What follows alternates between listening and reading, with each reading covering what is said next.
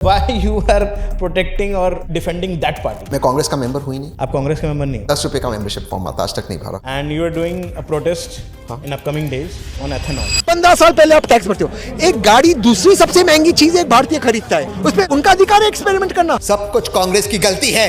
कांग्रेस ने पॉलिसी निकाली और मोदी जी ने इसको कंटिन्यू किया, तो कांग्रेस की गलती है। कांग्रेस देशद्रोही है, उसको हम बाहर निकाल देते, घटिया पार्टी है, बाहर निकालते और बेचारे मोदी जी फंस गए। हो गया डिस्क्लेमर। पर हमारे गडकरी सर नहीं चाहिए, ये पॉलिटिकली या ये पेट्रोलियम लॉबी वाले इसको मैनिपुलेट करते होंगे। 20% इथेनॉल डालने के ऊपर देश में एक तो भी गाड़ी में तकरार रही कि आप नाम बताइए। जिनके बेटों की एथेनॉल फैक्ट्री, एक नहीं दोनों बेटों की 2 एथेनॉल फैक्ट्री, बीच का पैसा कौन कमा रहा है? नेता और उनके बच्चे। भाई विपक्ष क्यों नहीं सड़क पे? आप वो विपक्ष से, मैं विपक्ष हूँ, देश का विपक्ष तो मैं ही हूँ। आप लेफ्ट विंग से हो या राइट विंग से? मैं देश के विंग से हूँ, मुझे घंटा लेफ्ट राइट से फर्क पड़ता है। चुतिया पे मैं बताओ, इस देश में कोई लेफ्ट राइट है नहीं। आपको लगता है बीजेपी राइट है इकोनॉमिकली? आप मुझे बताओ, भारत में जितने भी बिलियनियर बच्चे सारे नेपो हैं, एक भी आपको बिलियनियर है जो सेल्फ मेड है? नहीं है भाई। होंगे यार, थोड़े बहुत तो होंगे। भाई तुम सोच रहे हो ना, तो 140 करोड़ के देश में मान लो 100 बिलियनियर है, तुम सोच रहे हो एक दो, बाकी तो सारे नेपो है ना। नेपोटिज्म यार हर जगह है, और कांग्रेस से ज्यादा नेपोटिज्म तो कहीं भी नहीं था। मैं फिर उस चीज पे जा ही नहीं रहा, मैं मान रहा हूँ हर जगह है। अच्छा, ये डीलिमिटेशन जो बिल अभी गिरा, तो उसमें कांग्रेस को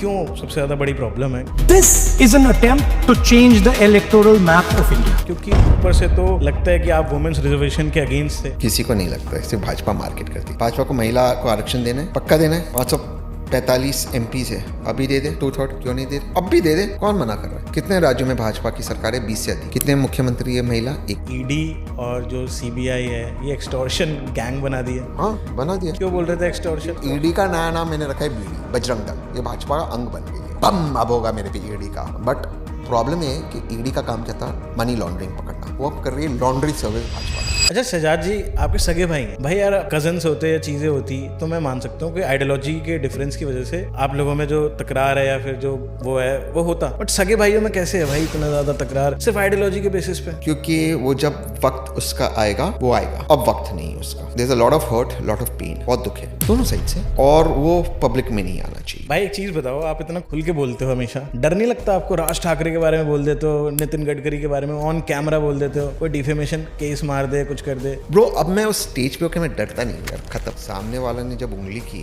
तो हाथ तोड़कर फेंकने की ताकत भी होनी चाहिए। नितिन गडकरी जी ने इंटरव्यू दिया, कहा कि हम सब फंडेड है। मैंने कहा मेरा राइट डिटेक्टर टेस्ट करवा दो पब्लिक में, और आप आपके बच्चों के दस्तावेज रख दो पब्लिक में, क्योंकि भाई मेरे पास कुछ है ही नहीं ना हारने को, मैं डरता ही नहीं। So hello guys, welcome back to the Prateek show. तो आज के इस अनफिल्टर्ड एपिसोड में मेरे साथ हैं तहसीन पूनावाला। आज मैंने सोचा हमें विपक्ष के ओपिनियंस को भी समझना चाहिए कि उनकी क्या ओपिनियंस है, तो बहुत अनफिल्टर्ड कॉन्वर्सेशन है, यू विल एंजॉयड इट। तो मैं मिलता हूँ सीधा आपको एपिसोड में, बट उससे पहले चैनल को कर दो सब्सक्राइब। अबे सब्सक्राइब करा करो भाई, 70% 80% लोग सब्सक्राइब ही नहीं कर रहे हैं। सब्सक्राइब करो सबसे पहले, और अगर ये एपिसोड अच्छा लगे तो कमेंट करके प्यार अपना जरूर दिखाना। मैं मिलता हूं सीधा आपको एपिसोड में। So you are watching Tehseen Poonawalla only on the Prateek show.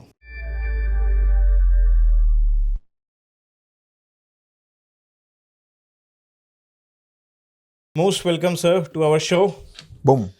And let's do some fucking unfiltered talk today. And we can do fucking but not both of us. Unfiltered talk both of us. Yeah I mean कि इस देश के बारे में कुछ unfiltered बात करते हैं जो कोई नहीं करता कैमरे पे, एंड कुछ निष्कर्ष निकालते हैं इसके लिए कि कुछ भला हो पब्लिक का। And you are doing a protest in upcoming days. क्यों आप इतना परेशान हो यार? मैं परेशान नहीं हूँ। 80% जो जिनकी गाड़ियाँ है, 80% जिनके पास गाड़ियाँ है वो परेशान है, क्योंकि 80% गाड़ियाँ 2023 के पहले भारत में। ऑब्वियस सी बात है, हम 2026 में। अब हुआ यूँ कि भारत की एक पॉलिसी थी एथेनॉल ब्लेंडिंग को लेकर। सब कुछ कांग्रेस की गलती है। कांग्रेस ने पॉलिसी निकाली और मोदी जी ने इसको कंटिन्यू किया, तो कांग्रेस की गलती है। कांग्रेस देशद्रोही है, उसको हम बाहर निकाल देते, घटिया पार्टी है, बाहर निकालते, और बेचारे मोदी जी फंस गए। हो गया डिस्क्लेमर, क्योंकि कल भाजपा नहीं कह रहा कांग्रेस की गलती है, ठीक है? 12 साल से इस सरकार में। एनीवेज सीरियसली अटल जी ने सोचा था कि एथेनॉल ब्लेंडिंग होना चाहिए पेट्रोल में। उस पॉलिसी को कांग्रेस ने आगे ले गई और पायलट प्रोजेक्ट किया, और 2013 में इसको नोटिफाई किया कि एथेनॉल ब्लेंडिंग होना चाहिए। इसके बाद एथेनॉल ब्लेंडेड पेट्रोल हमें मिल रहा था, एथेनॉल 5, एथेनॉल 10, ये हमें मिल रहा था। और उसमें कोई दिक्कत नहीं थी, क्योंकि ट्रायल रन हुआ था, पायलट प्रोजेक्ट हुआ था। गाड़ी की कंपनीज को इनफ टाइम दिया गया था कि वो अडेप्ट करे एथेनॉल 5 एथेनॉल 10 को। नीति आयोग की एक रिपोर्ट आई 2018 में, लिखित रिपोर्ट, जिसके अंदर वो कहते हैं एथेनॉल 20 ब्लेंडिंग, यानी कि 20% एथेनॉल 80% पेट्रोल, ये 2030 तक होना चाहिए। इसका एक मुख्य कारण है कि जो वर्तमान गाड़ियाँ थी वो तब तक 2030 तक फेज आउट हो जाएगी। आप 18, 19, 20 में गाड़ी खरीदते हो, 15 साल का टैक्स एडवांस में भरते हो, करेक्ट, तो फेज आउट हो जाएगी, तब तक एथेनॉल 20 आ जाए। पर हमारे गडकरी सर, जिनके बेटों की एथेनॉल फैक्ट्री, एक नहीं दोनों बेटों की 2 एथेनॉल फैक्ट्री, और हरदीप पुरी जी, इन्होंने इसको प्रीपोन कर दिया। प्रीपोन करते ये डेडलाइन 2025 की कर दी, 2023 में इसको रोल आउट कर दिया। तो 80% गाड़ियाँ एथेनॉल 20 कंप्लाइंट नहीं है, इसलिए गाड़ियों में समस्या आ रही है। एवरेज तो ड्रॉप हो रहा है because ethanol does not have the same power as petrol, या 33% कम होती है उसमें। करेक्ट, फेक न्यूज़ नहीं है, नेहरू जी ने नहीं बताया, नेहरू जी की गलती नहीं है, ठीक है। इसके अलावा जो बाकी दिक्कतें हैं, क्योंकि आपकी जब गाड़ी ब्लेंड एथेनॉल 20 के लिए बनी नहीं है, आप जो 80% गाड़ी के इंस्ट्रक्शन मैनुअल्स देखोगे, they themselves do not put alcohol more than 10% blended alcohol, उसके अंदर इंस्ट्रक्शन में लिखा है। पर हरदीप जी और नितिन जी कहते हैं नहीं हमारी हो गई बातचीत, कोई दिक्कत नहीं आती भाई। और अब गाड़ियों का ब्रेक डाउन हो रहा है, गाड़ियाँ ख़राब हो रही है, पार्ट्स ख़राब हो रहे हैं, और मेन चीज़ क्या है पता है, हम टैक्स एडवांस में भरते हैं, 15 साल का टैक्स, रोड टैक्स भरते हैं, हम बाकी सारी चीज़ें करते हैं। This is not right, this is not justified. नहीं, बट वाटर सॉल्युबल कंपोनेंट्स की वजह से इंजन में तो बहुत ज़्यादा इफेक्ट आएगा ही आएगा, ऑफ कोर्स ही बात है। बट ब्राज़ील, काफ़ी सारी कंट्रीज़ हैं जहाँ पे ये सब चीज़ें हुई थी, जहाँ पे ये एथेनॉल बेस्ड पेट्रोल एंड ये सारे जो ऑयल्स हैं इस पे करा गया था, बट उधर चॉइस दी गई थी। नहीं, फिर एक बात बताऊँ, ब्राज़ील और यूएस 2 देश हैं जिसका जिक्र बार बार हरदीप सर और नितिन सर करते हैं। ब्राज़ील और यूएस में ये पॉलिसी 1970s में चालू हुई। हर एक दस्तावेज पब्लिक डोमेन में है। यहाँ पर दस्तावेज पब्लिक डोमेन में नहीं रख रहे, यहाँ तक कि ARAI की रिपोर्ट भी पब्लिक डोमेन में नहीं है, कहते आपको नहीं दिखाएंगे, हमने बस फैसला कर दिया, आपको मानना होगा। तीसरा, यूएस ब्राज़ील में चॉइस है E0 से लेके E100 तक, आपको जो भराना है फ्लेक्स फ्यूल गाड़ी में या E0। यहाँ पर अगर आपको एथेनॉल फ्री पेट्रोल चाहिए तो पहले वो इसके मिलता ही नहीं आपको, वो XP95 XP100 मिलता है, वो 165-167 रुपीज़ लीटर है। अमेरिका ब्राज़ील में वो प्रोइन है, आपको नहीं भराना मत भराइए, E20 भराना, E30 भराना, E15 भराना है। अच्छा, अमेरिका में US में E10 है जो अधिकतर मिलता है, बट चॉइस सबके अंदर है। हम एथेनॉल पॉलिसी के खिलाफ नहीं है, हम क्या कह रहे हैं कि आप कंज्यूमर को चॉइस दो, क्योंकि मेरी गाड़ी उसके लिए कंप्लाइंट नहीं है, एक। बिल्कुल। दूसरी चीज़, हमें बताया जा रहा है कि एथेनॉल पर्यावरण के लिए ठीक है, एनवायरनमेंट के लिए। एथेनॉल की फैक्ट्री पे कभी चक्कर लगाना, आप वीडियोस देखना क्या होता है। एक वीडियो बहुत वायरल हुआ, अब कितना पोल्यूशन होता है। एथेनॉल, 1 लीटर एथेनॉल बनाने के लिए 2600 लीटर पानी गन्ने के लिए, 4500 लीटर पानी कॉर्न के लिए, और 10,500 लीटर तक पानी चावल से बनने के लिए यूज़ होता है। ये कैसे एनवायरनमेंट के लिए ठीक हुआ? तीसरा, ये कहते हैं फॉरेक्स बचती है, फॉरेन रिजर्व्स बचता है, फॉरेन करेंसी बचती है, ठीक है, 40,000 करोड़ सालाना बचता है। अगर ये लोग रस्ते ठीक ठाक कर दे, जो नितिन गडकरी जी का बेसिक काम है, रस्ते ठीक ठाक करे, मैं वर्ल्ड क्लास रस्तों की बात नहीं कर रहा हूँ, ठीक ठाक रस्तों की बात कर रहा हूँ। कॉन्ट्रैक्टर्स के पैसे मिलते हैं ना सारे नेताओं को, उनको नहीं, सारे नेताओं को। अगर ये इंक्रोचमेंट हटा दे, जो इनका वोट बैंक है, नितिन जी का नहीं, सारे नेताओं का वोट बैंक है। अगर ट्रक्स को लेफ्ट साइड पे करे, जो राइट साइड पे चलाते हाईवे पे, जिससे मौतें होती है, 3 लाख करोड़ रुपया सालाना भारत का बचेगा। 3 लाख, वो आपको करना नहीं है। क्यों? ये नंबर आपने कैसे, कहाँ से आया? ये गवर्नमेंट डेटा है। ओके। पेट्रोलियम, हमारा इंपोर्ट जितना बचेगा, ठीक है। और मैं आपको एक उदाहरण देता हूँ। ये कहते हैं कि हमारा डॉलर बचेगा, करेक्ट। एक एथेनॉल अब कॉर्न से भी बनाते हैं। कॉर्न का एक बाई प्रोडक्ट है DDGS, ठीक है। DDGS यूज़ होता है पशुओं के आहार में, लाइफ स्टॉक फीड। ये भारत में सरप्लस था, क्योंकि कॉर्न सरप्लस था, भारत इसको एक्सपोर्ट भी करता था। जब 6 फरवरी को भारत और US के ट्रेड डील का अग्रीमेंट का प्रेस रिलीज व्हाइट हाउस ने निकाला, उसमें लिखा कि भारत DDGS US से इंपोर्ट करेगा। तो जो चीज़ भारत एक्सपोर्ट कर रहा था वो इंपोर्ट क्यों करेगा? और US कॉर्न भारत में बैंड है क्योंकि जेनेटिकली मॉडिफाइड कॉर्न है। 7 फरवरी को पीयूष गोयल जी एक प्रेस कॉन्फ्रेंस करते हैं, वो सारा है, आप उसका आपके रिसर्च टीम को बता देना, लगा दें। उस प्रेस कॉन्फ्रेंस में जस्टिफाई करते हैं कि हम इसलिए इंपोर्ट कर रहे हैं क्योंकि हमारे वहाँ शॉर्टेज है कॉर्न की। तो भाई जब जिस चीज़ को आप एक्सपोर्ट कर रहे थे उसमें इंपोर्ट क्यों करें, शॉर्टेज कैसी होगी? तो रिपोर्ट देखा तो 45% कॉर्न अब डाइवर्ट हो रहा है एथेनॉल में। तो इससे आपने फूड सिक्योरिटी का सोचा है? अंडों का दाम बढ़ेगा, मुर्गी का दाम बढ़ेगा क्योंकि कॉस्ट बढ़ेगा, अंडों का बढ़ेगा, उससे आपने फूड सिक्योरिटी के बारे में सोचा? और जेनेटिकली मॉडिफाइड कॉर्न का प्रोडक्ट्स भारत के अंदर आएगा।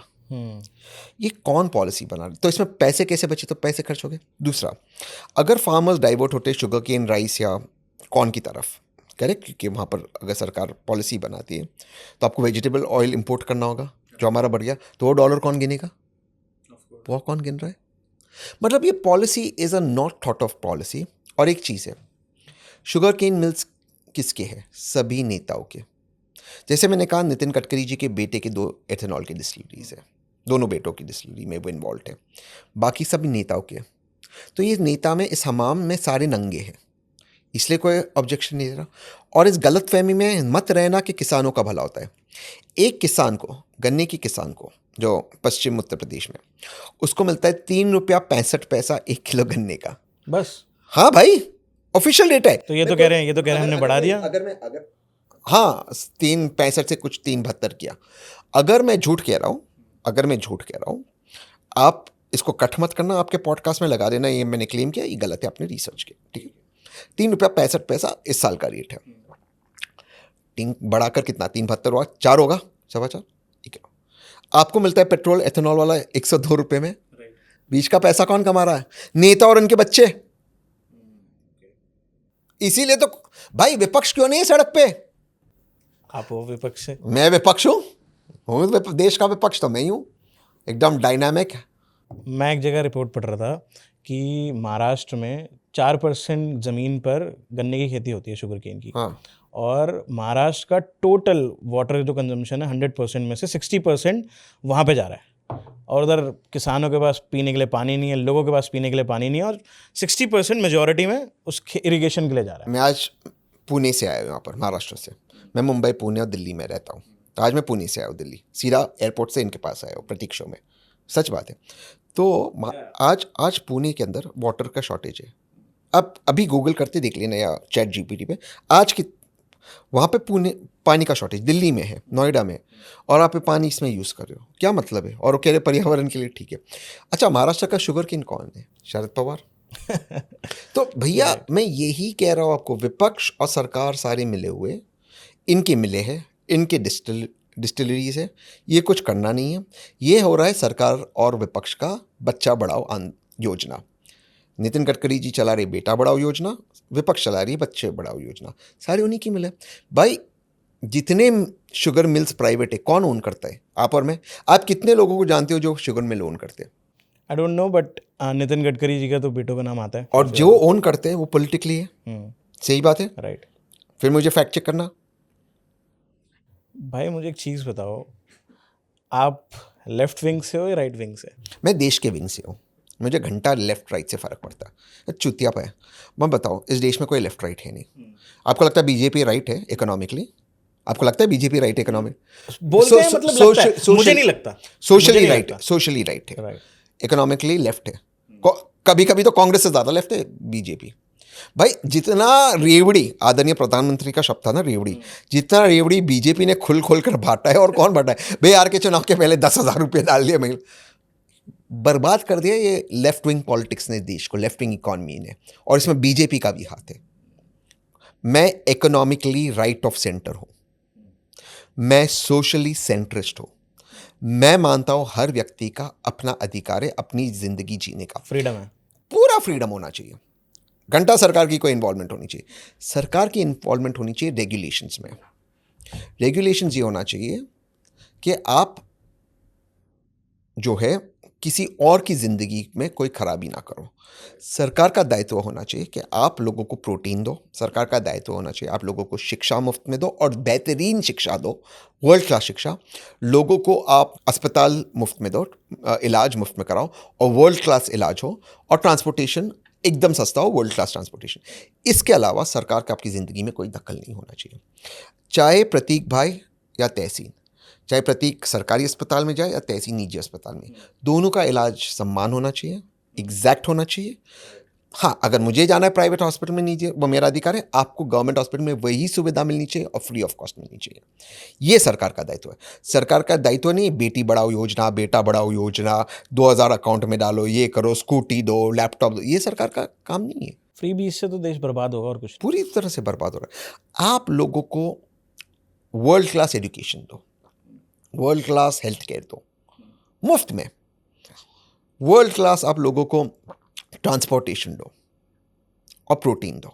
ये आप करो। आपकी एक स्टेटमेंट थी, उसमें मैंने सुना आपके मुंह से कि आप बोल रहे थे कि ये देश इस तरह से डिज़ाइन ही नहीं हुआ है कि किसी की ग्रोथ हो, हाँ, अदर लोग ग्रोथ पा सके। सिर्फ नेपो बच्चों की ग्रोथ होगी। आप मुझे बताओ, भारत में जितने भी बिलियनर्स हैं, मैं मिलियनर की बात नहीं कर रहा हूँ, बिलियनर बच्चे सारे नेपो हैं। एक भी आपको बिलियनर है जो सेल्फ मेड है? नहीं है भाई। होंगे यार, थोड़े बहुत तो होंगे। भाई तुम सोच रहे हो ना, तो 140 करोड़ के देश में मान लो 100 बिलियनर है या 50 बिलियनर, जितने भी बिलियनर, तुम सोच रहे हो एक दो, बाकी तो सारे नेपो है ना। माइट भी। कौन नहीं है? सबका नाम ले लो, गिन लो, सारे नेपो है। आप बता दो कि कोई। सारे नेपो है। अब आप सारे स्पोर्ट्स बॉडीज देख लो, क्रिकेट बॉडीज देख लो, सारे नेपो बच्चे बैठे हैं। दिल्ली में अरुण जेटली जी का बेटा क्यों है क्रिकेट बॉडी में? मध्य प्रदेश में ज्योतिरादित्य सिंधिया जी का बेटा क्यों है? राजस्थान में अशोक गहलोत जी का बेटा क्यों है? महाराष्ट्र में रोहित पवार क्यों है? Across party lines. मुझे अब इस पे अब आते हैं पॉलिटिक्स के अंदर।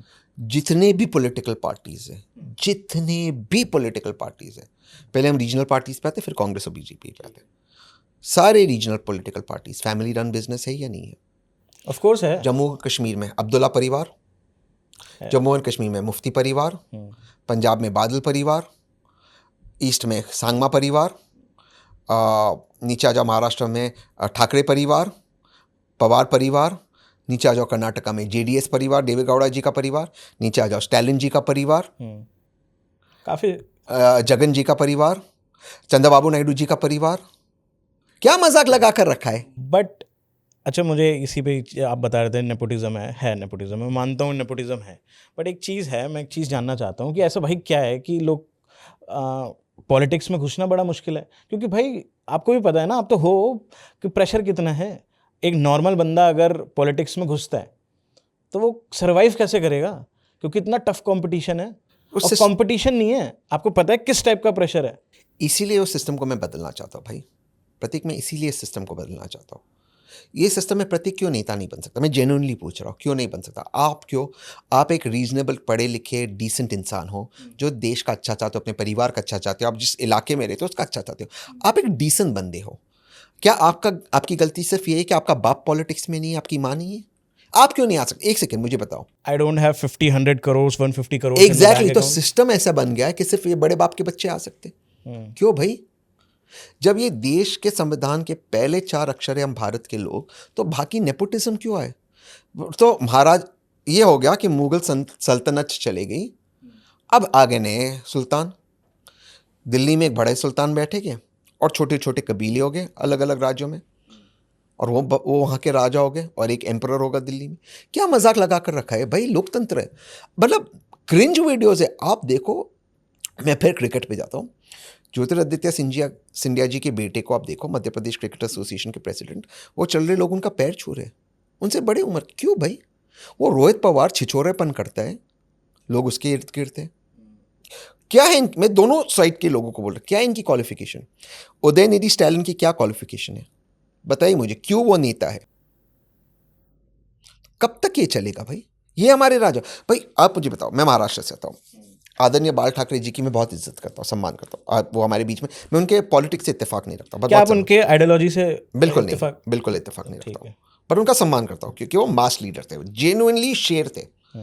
ऐसा क्या है कि उनका टैलेंट केवल उद्धव जी और राजी में है, और उसके बाद आदित्य और अमित में है। क्यों भाई?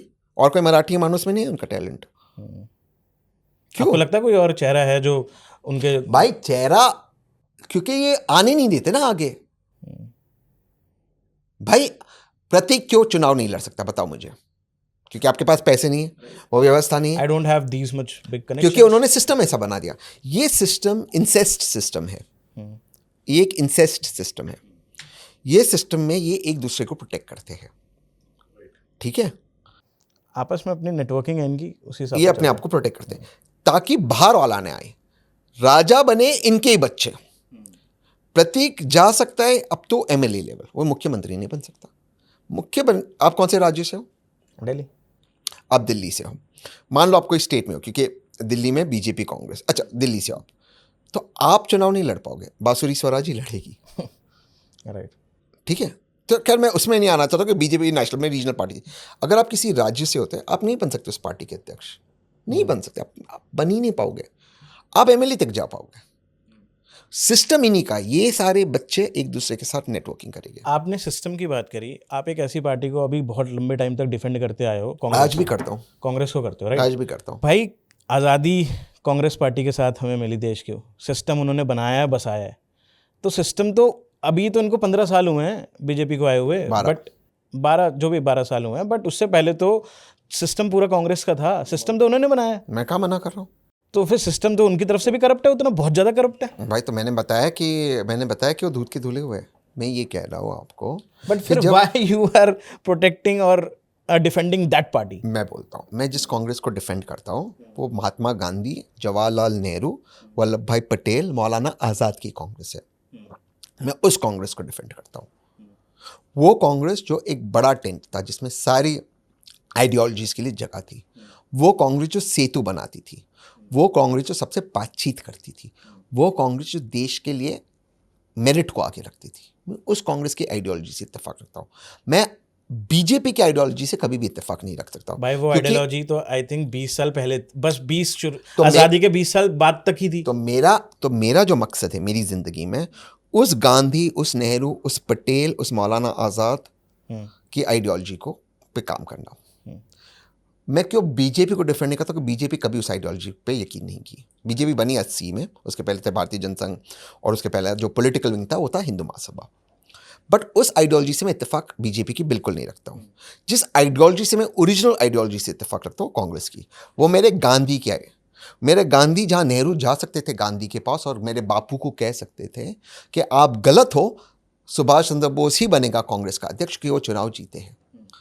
वो कांग्रेस जिसमें जवाहरलाल नेहरू जा सकते थे मेरे बापू के पास और कह सकते थे नहीं, हम संपूर्ण आज़ादी की मांग करेंगे, लाहौर और कराची सेशन ऑफ कांग्रेस में हम पार्ट आज़ादी की बात नहीं करेंगे, डोमिनियन स्टेटस की बात नहीं करेंगे, आज़ादी देना है तो पूरी आज़ादी हम लेकर रहेंगे। और रवि के तख्त पर सुभाष चंद्र बोस, जवाहरलाल नेहरू तिरंगा लहराते और गांधी जी को कहते ठीक है आप नहीं एग्री करते, नहीं करते हो, और फिर भी गांधी के शिष्य नेहरू होते।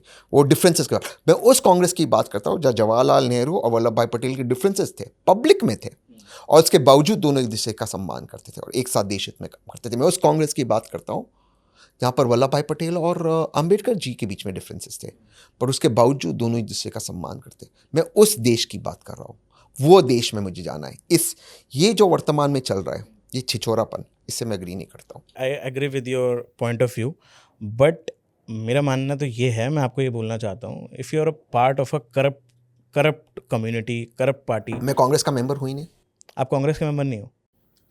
10 रुपये का मेंबरशिप फॉर्म आता, आज तक नहीं भरा। अब पता नहीं इन्फ्लेशन से बढ़ा कि नहीं, आज तक नहीं। मैं कांग्रेस का मेंबर हूँ। आप कांग्रेस को डिफेंड क्यों करते हो? मैं स्पोक्स पर्सन की तौर पे चैनल्स पे जाते हो? एक मिनट, मैं फिर समझाता हूँ। मैं बीजेपी के खिलाफ हूँ। ओके। मैं बीजेपी की बहुत चीज़ों से इत्तेफाक नहीं रखता हूँ, अधिकतर चीज़ों से।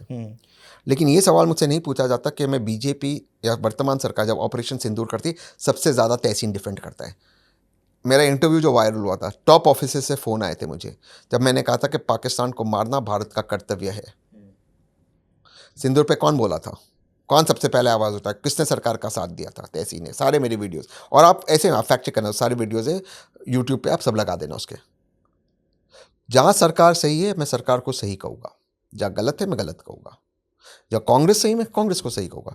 जब कांग्रेस गलत है, जिस चीज़ों में आज मैंने आपको बताया वो गलत कहूँगा। मैं तो इसीलिए मैं बंधा हुआ नहीं हूँ। You see I can not commit to a relationship politically. Give me 5 इसको अन्यथा देख, अगर कोई देख भाई, मैं पॉलिटिकली की बात कर रहा हूँ। संभल के रहना भाई, नॉनसेंस। संभल के रहना भाई साथ में। हे, मैं पॉलिटिकली की बात कर रहा हूँ। Only politically I can not be committed. भाई मैं ये कह रहा था, एक जनरल सी बात है कि आपको नहीं लगता कि फिर आपको अलग पार्टी बनानी चाहिए, या आपको इंडिपेंडेंटली फिर काम करना चाहिए, फिर आप ऐसे एक ऐसी कम्युनिटी का पार्ट क्यों? भाई मैं क्योंकि उनके ऊपर तो बहुत आरोप है ना यार। भाई मेरे सबसे अच्छे दोस्त बीजेपी में भी है भाई। व्यक्तिगत दोस्ती अलग होती है, व्यक्तिगत रिलेशनशिप अलग होती है। प्रतीक, मैं आपके साथ बार में जा सकता हूँ, मैं स्पार्कलिंग वाटर और आप आपका ड्रिंक ले सकते हो, मैं आपके साथ खाने पर जा सकता हूँ। आप वेज हो नॉन वेज हो? वेज। करेक्ट, मैं नॉन वेज हूँ, तो मैं आपके साथ बैठ कर वेज और आप मेरे साथ बैठ कर नॉन वेज खा सकते हो। वो एक अलग है। लेकिन कुछ चीज़ जो मान्यता नहीं है, जैसे कि आप नहीं मानते हो कि नॉन वेज खाना चाहिए, जो भी आपका रीज़न होगा, रिलीजियस या पर्सनल, यार बचपन से नहीं खाया, या एनिमल का, जो भी होगा, मैं अपनी मान्यता आप पे थोप भी नहीं रहा हूँ। बिसाइड दैट डिफरेंसेस हम दोनों दोस्त हो सकते हैं। मैं मानता हूँ कि 90% भारत के लोगों में समानता है। प्रतीक और तहसीन में समानता है। प्रतीक और आपके इस कैमरामैन में, इसमें और मेरे में एक समानता है।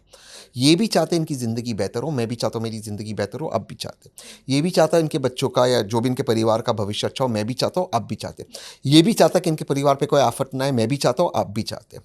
90% चीज़ हम सेम चाहते हैं कि ठीक ठाक घर हो हमारा, ठीक ठाक लाइफस्टाइल हो, पैसे हो कि कोई इमरजेंसी आ जाए तो भगवान के सामने किसी के सामने हाथ, भगवान को छोड़ते किसी के सामने हाथ ना फैलाना पड़े, सब स्वास्थ्य हो, ठीक रहे, शिक्षा ठीक हो बच्चों की या परिवार के लोगों की।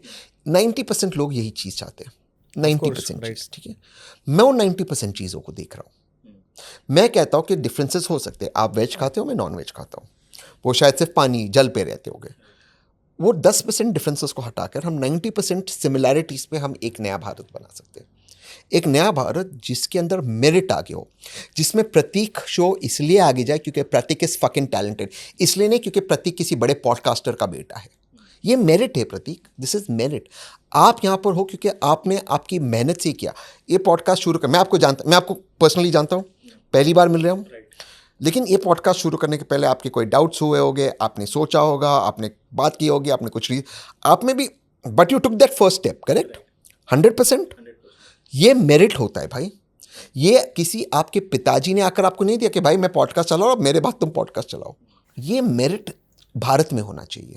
बट आई थिंक नेपोटिज्म, यार मैं इस चीज़ को मानता हूँ कि नेपोटिज्म एक गलत चीज़ है, बट नेपोटिज्म यार हर जगह है, और कांग्रेस से ज़्यादा नेपोटिज्म तो कहीं भी नहीं। तो मैं फिर उस चीज़ में जा ही नहीं रहा, मैं मान रहा हूँ हर जगह है।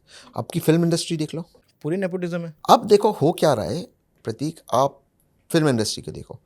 लास्ट सबसे बड़ी हिट मूवी आपको कौन सी पता है? धुरंधर। Correct, right. नो, मैंने आपको बताया ये बोलना, धुरंधर इज नॉट अ नेपोटिज्म, मतलब नेपो बच्चे नहीं उसमें। जितने भी नेपो बच्चे की मूवीज है, फ्लॉप हो रही है या नहीं? हो रही है। फिल्म इंडस्ट्री आज डाउन है कि नहीं?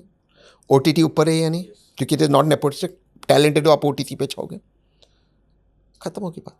भाई मुझे बताओ, फिल्म इंडस्ट्री में ये सारे बड़े बड़े बाप के बच्चे क्यों आ रहे हैं? मैं किसी के अगेंस्ट नहीं हूँ, मैं ये कह रहा हूँ कि देश आगे कब जाएगा? देश आगे जाएगा जब मेरिट पे आगे होगा, जब आप मेरिट से आगे जाओ। आप इसलिए आगे नहीं जा रहे क्योंकि आप कहाँ पैदा हो, आप इसलिए आगे जा रहे क्योंकि आप में कोई गुण है, कोई हुनर है जिसको आपको आगे ले जाता है। देश में तब प्रगति होगी। आज सबसे ज़्यादा हाई नेटवर्क इंडिविजुअल्स भारत छोड़ के क्यों जा रहे हैं? क्योंकि स्कोप ही नहीं है भाई। सिस्टम ही ऐसा है कि यहाँ पे जो पैसा बना रहा है वो बना ही नहीं पाएगा, यहाँ पे काम ही नहीं कर पाएगा फिर। बट नेता के बच्चे करोड़पति हो रहे, क्यों? एक्टर्स के बच्चे हो रहे। मैं राइट ऑफ सेंटर हूँ, मैं पैसे के खिलाफ नहीं हूँ, मैं लेवल प्लेइंग फील्ड के पक्ष में हूँ। तो जब मैं सत्ता में आऊँगा और जब मेरी सरकार होगी, मैं फिल्म इंडस्ट्री के लिए एक रूल बनाऊंगा। मैं मानता हूँ कि सरकार का कोई दखल अंदाजी नहीं होना चाहिए प्राइवेट बिजनेस में, ठीक है? तो मैं फिल्म इंडस्ट्री में दखल नहीं दूंगा, लेकिन मैं फिल्म इंडस्ट्री को वायबल बनाऊंगा नॉन नेपो बच्चों के लिए। कैसे? कि अगर आप नेपो बच्चों के साथ फिल्म बनाना चाहते हो, आपके अधिकार है, बनाइए, कोई दिक्कत नहीं। लेकिन अगर आप नॉन नेपो बच्चों के साथ मेन लीड में फिल्म बनाते हो और उसमें नॉन नेपो डायरेक्टर होगा, तो आपको सरकार से पैसे मिलेंगे, बैंक से पैसे मिलेंगे इंटरेस्ट फ्री, और टैक्स नहीं लगेगा। आप क्यों नेपो बच्चों को लेते हो? क्योंकि आपके विसिनिटी में हैं, आपको ज़्यादा खर्च नहीं होता, आपका फाइनेंशियल फ़ायदा होता। मैं आपको नहीं रोक रहा, वो आपका अधिकार है बनाना। अगर करण जौहर साहब को लगता है कि उन्हीं से बनाना, उनका अधिकार है, I can not stop it, and as a government मेरा अधिकार भी नहीं है, वो प्राइवेट एंटरप्राइज।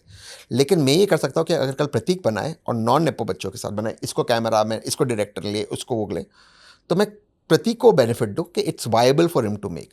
फिर टैलेंट पे अगर करण जौहर की फिल्म अच्छी है, चले, आपकी अच्छी, I have to create a level playing field. सरकार का काम नहीं है लोगों की मारना, सरकार का काम है लेवल प्लेइंग फील्ड बनाना। फिर मैं कहता हूँ, मैं निजी अस्पताल की नहीं मारूंगा, वो मेरा काम नहीं है। मैं उनको इनकरेज करूँगा, उनको मैं बोलूँगा और बनाइए, पैसे वाले लोग जाए वहाँ पर। लेकिन मैं सरकार अस्पताल इतने अच्छा बनाऊंगा कि बिल्कुल प्राइवेट अस्पताल की तरह हो, कि अगर किसी को पैसा खर्च ना करना हो, वही इलाज हो, वही क्वालिटी का इलाज हो। और ये होगा भारत में, क्यों नहीं हो सकता? ये जो चीज़ है, इस पे मैं फोकस करना चाहता हूँ। ये मेरा विजन है इस देश के लिए। अच्छा, आप एक जगह मैंने देखा बोल रहे थे कि ईडी और जो सीबीआई है ये एक्सटॉर्शन गैंग बना दी है। हाँ, बना दिया। क्या क्यों बोल रहे थे ईडी extortion? का नया नाम मैंने रखा है बीडी, बजरंग दल। ये भाजपा का अंग बन गई है। बम अब होगा मेरे पे ईडी का। बट प्रॉब्लम है कि ईडी का काम क्या था? मनी लॉन्ड्रिंग पकड़ना। वो अब कर रही है लॉन्ड्री सर्विस भाजपा के लिए। जिन नेताओं को भाजपा ने भ्रष्ट कहा, ईडी ने उन पे रेड करते हुए भाजपा में आ गया, भाजपा को समर्थन कर रहे हैं। यहाँ तक कि हालांकि इस वाले में ईडी का योग्य नहीं था, लेकिन भाजपा की हिपोक्रेसी बताता हूँ। एक थी मोहतरमा, उसके दिल में था काबा, फिर भी गई वो भाजपा। वो छोड़ रही थी सबका पसीना, उसके आंखों में था मदीना, नामे सयोनी घोष, वो भी गई। कल तक कह रही थी राघव चड्डा चड्डी, आज गई भाजपा। जल्दी जल्दी। वो ज़मीन चोर गुजरात से, वो भी वेस्ट बंगाल से चुनाव जीत कर चला गया। भाई मैं यही कह रहा हूँ, ये जो हो रहा है गलत हो रहा है। मैं अभिषेक बैनर्जी और ममता जी के पक्ष में नहीं हूँ। I don't think they are, Mamata ji की मैं बहुत सम्मान करता हूँ, अभिषेक बैनर्जी का नहीं। लेकिन जो लोग जीत कर आए, गुजरात वाला वो क्रिकेटर या सयोनी घोष, जो भी जीत कर आए, जो भी उनमें से जो आज भाजपा को समर्थन करे, नए ग्रुप में गए, वो ममता जी के नाम पर जीत कर आए ना, टीएमसी के सिंबल पर। मैं उनका समर्थक नहीं हूँ टीएमसी का। In fact I think Abhishek Banerjee is cringe, but वो तो उनके सिंबल पे जीत कर ना। आपको सडनली चुनाव के बाद भाजपा की आइडियोलॉजी पसंद आई तो रिजाइन करते फिर लड़ो ना चुनाव। ये जो शिवसेना वाले उद्धव जी और आदित्य को छोड़ कर गए, मैं फिर कहता हूँ ठाकरे परिवार को मुझसे ज़्यादा महाराष्ट्र में किसी ने क्रिटिसाइज नहीं किया। आपने देखा होगा रिसर्च में, और बिना डरे में करता हूँ, करेक्ट। मैं उनके पक्ष में नहीं हूँ, लेकिन आप जीत कर तो शिवसेना के सिंबल पे आए थे ना उनके। अब आपको भाजपा और एकनाथ शिंदे जी पसंद है, आप रिजाइन करते फिर लड़कर आए। ये क्या चल रहा है मजाक?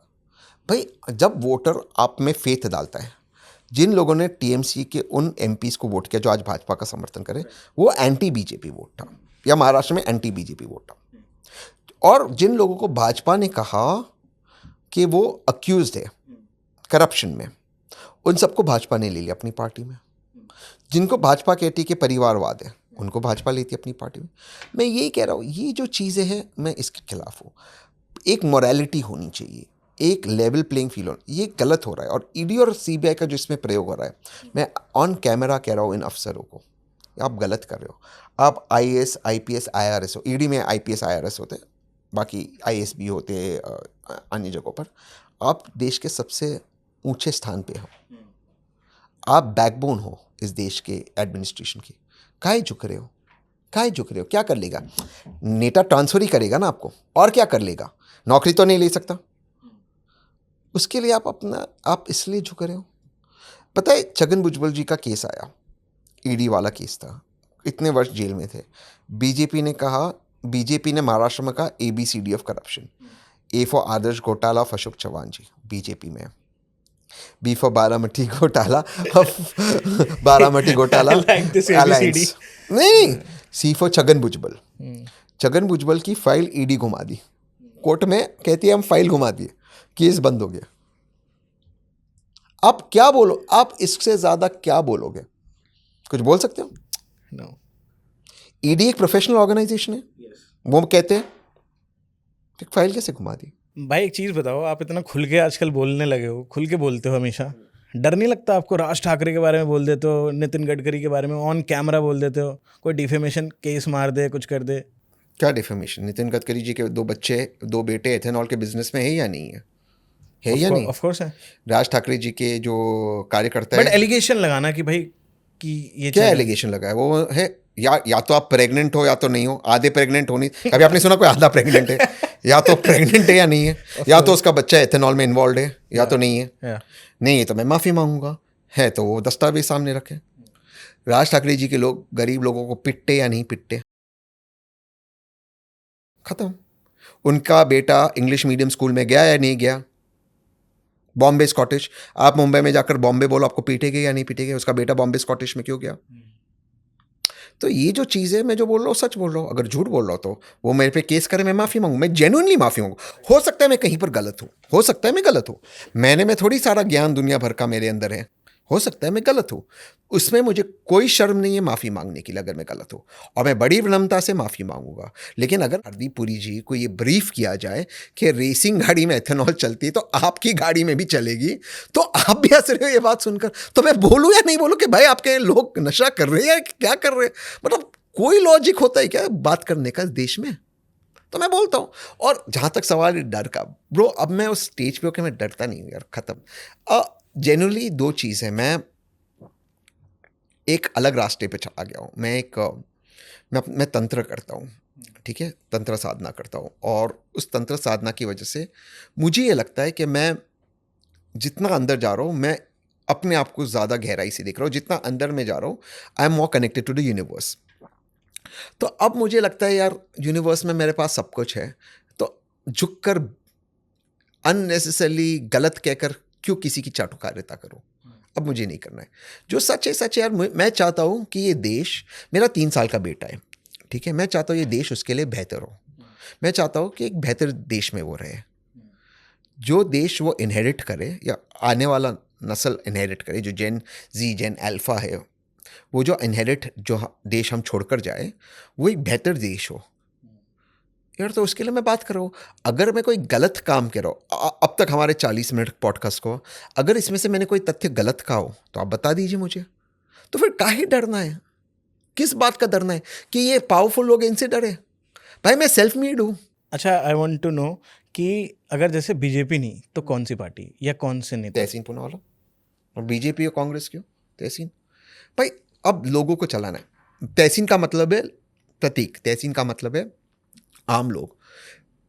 जब बाबा साहेब आम्बेडकर हमारा संविधान बना रहे थे, इस पर एक डिबेट हुई कि संविधान किससे शुरू हुए, प्रभु भगवान मर्यादा पुरुषोत्तम भगवान श्री राम के नाम से, गॉड के नाम से, किसी डेटी के नाम से, कुछ भी। और ये फैसला किया गया कि ये सबसे ऊंचा स्थान हम भारत के लोगों का है, न ही राष्ट्रपति का, न ही प्रधानमंत्री जी का, न ही चीफ जस्टिस का, न माननीय विपक्ष के नेता का, न ही किसी मुख्यमंत्री का। इस संविधान के पहले 4 अक्षर है हम भारत के लोग। ये संविधान की ताकत हम भारत के लोग से आते हैं, संविधान ही हम भारत के लोगों को ताकत देता है, और इस संविधान के नीचे बाकी सारे आते हैं। तो जब इस संविधान ने सबसे ऊंचा स्थान हम भारत के लोगों को दिया है, तो काहे किसी के सामने झुके? हम चला सकते हैं देश। जब जब जब मोहनदास करमचंद गांधी साउथ अफ्रीका से आए, तब वो भी कोई नहीं थे, उन्होंने भी अपनी बात रखी।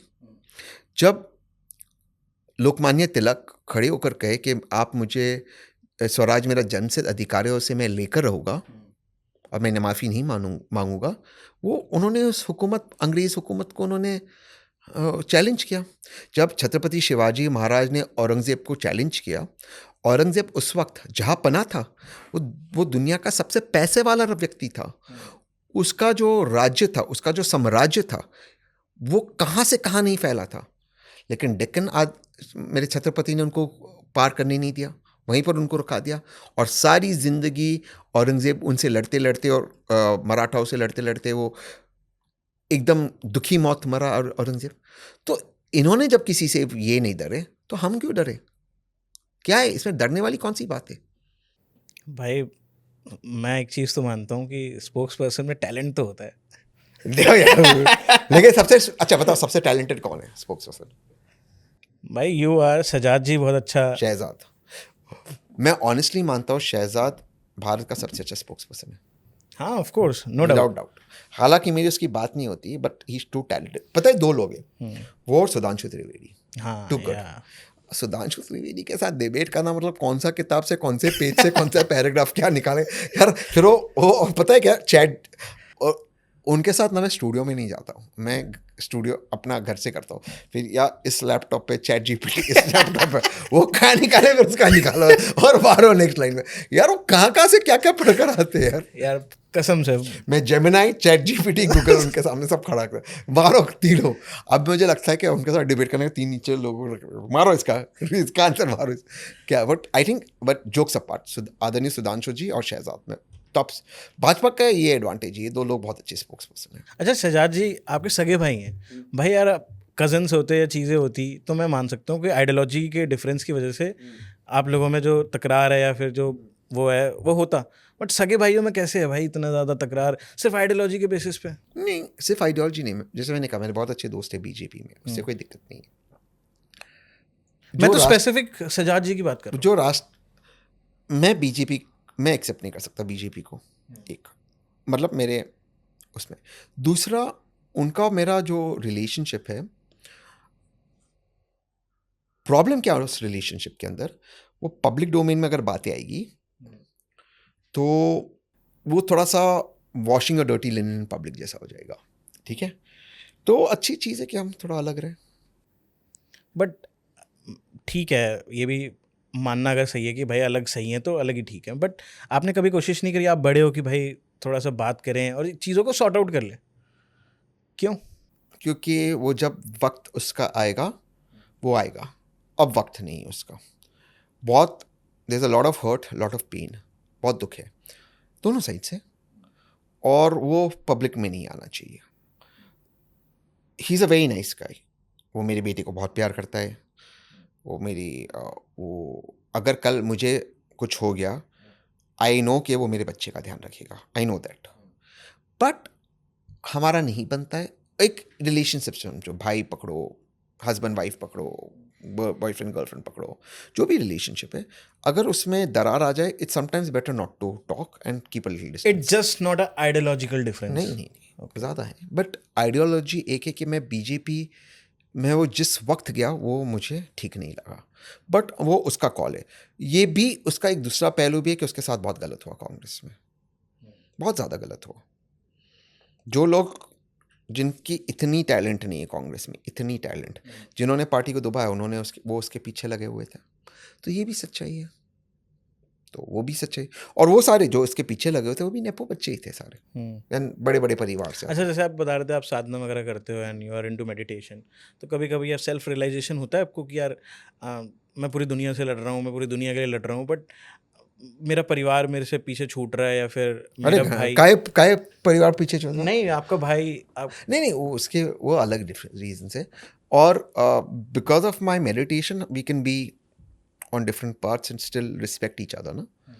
टॉक्सिसिटी नहीं है ना, नफरत नहीं है, प्यार अब भी है, but you don't get along. तो आई थिंक वो मैच्योरिटी है ना, वो तो मेडिटेशन की वजह से है। अच्छा, ये डीलिमिटेशन जो बिल अभी गिरा, तो उसमें कांग्रेस को क्यों सबसे ज़्यादा बड़ी प्रॉब्लम है? क्योंकि ऊपर से तो लगता है कि आप वुमेन्स रिजर्वेशन के अगेंस्ट थे। किसी को नहीं लगता, सिर्फ भाजपा मार्केट करती है। भाजपा को महिला को आरक्षण देना है पक्का देना है। 545 MPs है, अभी दे दे, 2/3 क्यों नहीं दे रहे? अब भी दे दे, कौन मना कर रहा है? कितने राज्यों में भाजपा की सरकार है? 20 से अधिक। कितने मुख्यमंत्री है महिला? एक, रेखा गुप्ता जी, जिनके पास अधिकतर पावर नहीं है। सम्राट चौधरी, हाफिडेविट वाले सम्राट चौधरी जी को बनाया, कोई महिला को नहीं बना सकते थे बिहार में? बिल्कुल बना सकते थे। सुवेंदु अधिकारी जी को वेस्ट बंगाल में बनाया, कोई महिला को नहीं बना सकते थे? बना वहाँ पे क्यों नहीं बना रहे? महिला को आगे लाना है ना। और महिला मतलब बांसुरी स्वराज नहीं, महिला मतलब वो नहीं जो परिवार से आते। अब लाओ ना सेल्फ मेड महिला को, बनाइए ना मुख्यमंत्री। उनको महिलाओं को आरक्षण देना ही नहीं है। वो चाहते कि डीलिमिटेशन के माध्यम से सीटें बढ़े। जो सीटें बढ़ेगी, उनको लगता है, भाजपा को लगता है कि जो नॉर्थ इंडिया और वेस्ट इंडिया में सीटें बढ़ेगी, खास करके नॉर्थ इंडिया में, उससे वो चुनाव स्वीप कर देगी, क्योंकि अधिकतर सीटें वो जीतेगी, क्योंकि वहाँ पे ज़्यादा पावरफुल है वर्सेस कांग्रेस। क्योंकि यहाँ पे वर्सेस बीजेपी वर्सेस कांग्रेस होता है, उत्तर प्रदेश छोड़ते, अब तो आरजेडी भी बिहार में खत्म होगी, तो इन छोड़ते वो कांग्रेस वर्सेस होगी, तो वो जीत जाएगी। उनको ये लग रहा है। वो डीलिमिटेशन, क्योंकि नॉर्थ साउथ इशू ना बने, उसमें वो महिला आरक्षण घुसा रहे। अगर महिला को आरक्षण देना है 545, 543 है वर्तमान में, 545 है, 543 आप दे दो ना भाई, 2/3। कांग्रेस तो कह रही ना हम आपको सपोर्ट कर रहे हैं, दो ना भाई, आपकी पार्टी में 2/3 MPs बना दो।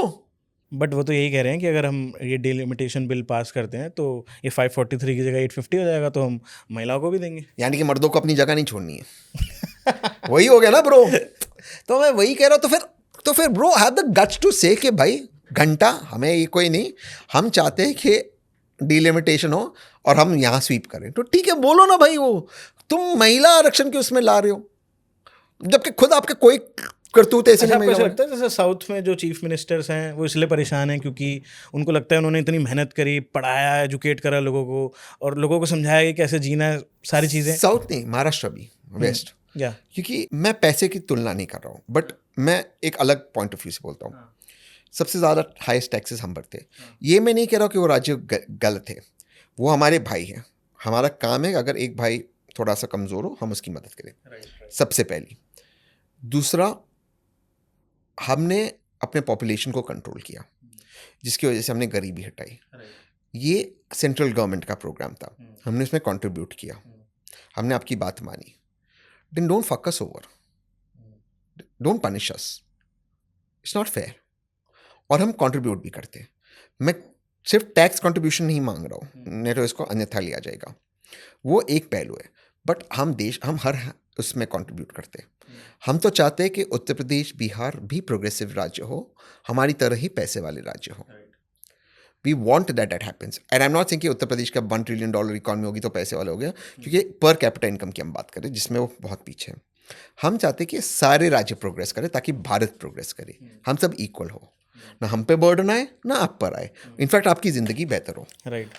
In fact I am fighting Raj Thackeray जब वो उत्तर प्रदेश के लोगों को मारता, there is no bias.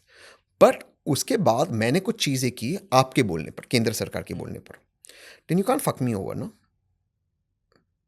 That's not fair. अब देखिए इसमें क्या है, आप गणित समझिए। अब आदरणीय गृह मंत्री जी ने पार्लियामेंट में जब लास्ट डिलिमिटेशन बिल गिर गया, उन्होंने दो चीज़ कही थी। उन्होंने कहा हम 50% सबका बढ़ा देंगे। तो मैं महाराष्ट्र का आपको उदाहरण देता हूँ वैसे उत्तर प्रदेश। उत्तर प्रदेश में वर्तमान में 80 सीटें, महाराष्ट्र में 48, 80 and 48। तो डिफरेंसेस महाराष्ट्र और उत्तर प्रदेश में 32 सीट्स का। अब दोनों के 50-50% बढ़ गए, तो महाराष्ट्र हो गया 48 + 24, दैट इज 72, और उत्तर प्रदेश हो गया 120। अब डिफरेंस ऑफ सीट्स हो गया 48। तो वहाँ पे आप यस आप 50% दोनों के बढ़ाए, बट उनके 48 सीट्स हो गए, मेरे 30, जो ये जो डिफरेंस है 32 से 48 बढ़ गया ना उनके एमपीज। तो what I am trying to, delimitation bill का फायदा क्या होगा बीजेपी को? भाजपा को ये लगता है उत्तर भारत स्वीप करेगा और गुजरात और महाराष्ट्र में वो ठीक करेगा ही, तो वो फायदे के हिसाब से फिर वो सरकार। बट ये तो तब पास होगा ना जब मेजोरिटी ऑफ उनकी इतनी तो सीट्स इसलिए हो। तो सारे पार्टी टूट रही है। टीएमसी क्यों टूटी? ये जो कल तक आदरणीय मोदी जी और आदरणीय अमित शाह जी को गाली दे रहे थे, वह जाके भाजपा के गोद में बैठे हुए। ओके, ये उद्धव जी की शिवसेना को क्यों तोड़ा? Very nice strategy. और इसमें से मैं आपको एक चीज़ कहता हूँ, हो सकता है एक इंडिया अलायंस की पार्टी वॉकआउट कर दे तो नंबर जो है कम हो जाएगी, तो 360 जो भी वो आंकड़ा है वो उनको लगेगा भी नहीं। भाई अमित शाह जी है, वेरी बिग गेम। ऐसा 100 प्रतीक को बेच कर आएंगे, प्रतीक को पता भी नहीं चलेगा। अच्छा मुझे एक चीज़ बताओ, कांग्रेस 140 साल पुरानी पार्टी है। ये मेरे मन में एक सवाल आया कल रात में जब मैं रिसर्च कर रहा था। भाई इतनी बड़ी पार्टी, इतनी नेशनल पार्टी है, और इसके बाद ये अलायंस के साथ जुड़ना एक पार्टी को हराने के लिए, भाई ये क्या है यार? अपनी रेपुटेशन खुद नहीं गिरा दी कांग्रेस ने। मैं हमेशा एक चीज़ कहता हूँ कांग्रेस को, हाँ, कांग्रेस का मकसद ये नहीं होना चाहिए कि भाजपा हारे। कांग्रेस का मकसद होना चाहिए वो शासन में आए, ठीक है? तो मैं लोगों के लिए क्या बेहतर कर सकता हूँ वो ज़रूरी। जैसे आपकी शो पे मैं बता रहा हूँ मैं क्या करूँगा।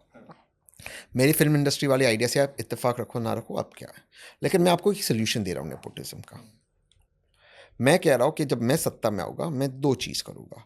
मैं सभी को मुफ्त शिक्षा, मुफ्त अस्पताल, मुफ्त ट्रांसपोर्टेशन दूंगा, और सरकारी नौकर केवल और केवल सरकारी अस्पताल में उनका इलाज होगा, उनके परिवारों का, और सरकारी स्कूल में उनके बच्चे जाएंगे, और सरकारी सार्वजनिक वाहन से घूमेंगे। अब मुझे रिजेक्ट कर सकती देश, ये एक्सेप्ट कर सकती। मैं ये नहीं कह रहा मेरा मकसद है मोदी जी को हराना, मेरा मकसद है ये चेंज मुझे देश में लाना है। अब अगर देश मुझे एक्सेप्ट करता है, जब मैं विपक्ष का चेहरा बनती है, अगर मैं आता हूँ सामने, तो ठीक है। नहीं करते तब जनता भगवान है, उनके सामने हम सब नतमस्तक है, मैं सलाम करते हैं, नमस्ते करते हैं, अपना सर झुका के उनके उस डिसीजन को का मैं आदर करूँगा। पर कम से कम मैं एक ऑप्शन तो दे रहा हूँ। मेरे ऑप्शन पे आप डिबेट कर सकते हो, फाइनेंशियल इम्प्लीकेशंस वगैरह वगैरह वगैरह, बट मैं आपको एक ऑप्शन दे रहा हूँ भाजपा के सामने। मैं ये नहीं कह रहा हूँ आप मुझे इसलिए चुनो क्योंकि मोदी जी को हराना है, नहीं मेरी वो औकात है और नहीं वो होना चाहिए। मैं ये कह रहा हूँ कि अगर मैं चुन कर आता हूँ, कल मैं विपक्ष को लीड करता हूँ, मैं ये चेंजेस पॉलिसी में लाऊंगा। That's what. बट ये एक कांग्रेस की गलत स्ट्रैटेजी नहीं है कि दैट वो अलायंस के साथ जुड़ी है? और क्या होगा, जैसे कि महाराष्ट्र में आप शिवसेना के साथ गए, आज भी उद्धव जी की शिवसेना, देखो वो अलायंस में कंपैटिबिलिटी नहीं है। कांग्रेस मानती है कि सावरकर जी के बारे में वो जो मानती है वो उनका विचारधारा है। शिवसेना मानती कि वीर सावरकर जी को भारत रत्न मिलना चाहिए। फिर दोनों वोटर्स कंफ्यूज हो गए ना। फिर आप देख लो, शिवसेना कहती है कि बाबरी मस्जिद को हमने लात मारते गिराया।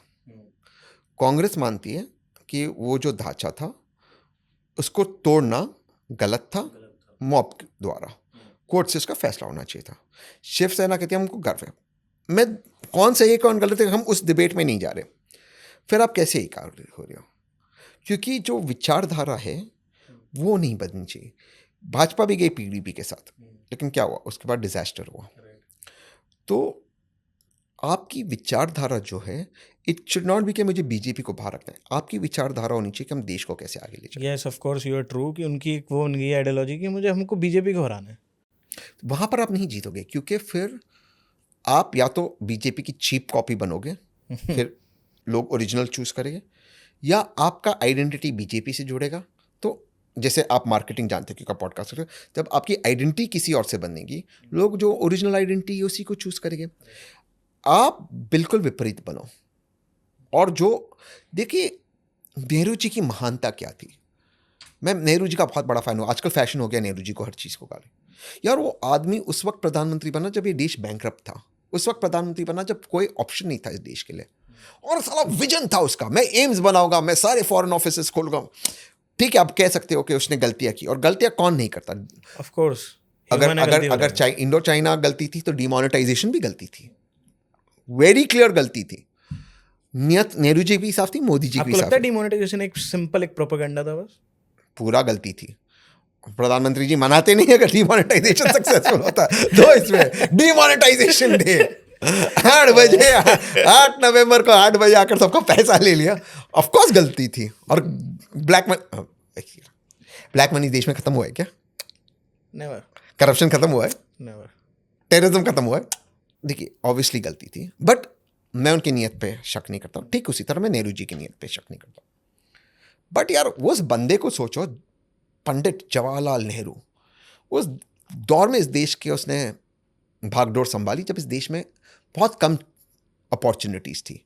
अधिकतर पॉपुलेशन नॉट एजुकेटेड था, अधिकतर पॉपुलेशन बीमार हुआ करता था या उतना लाइफ स्पैन नहीं था।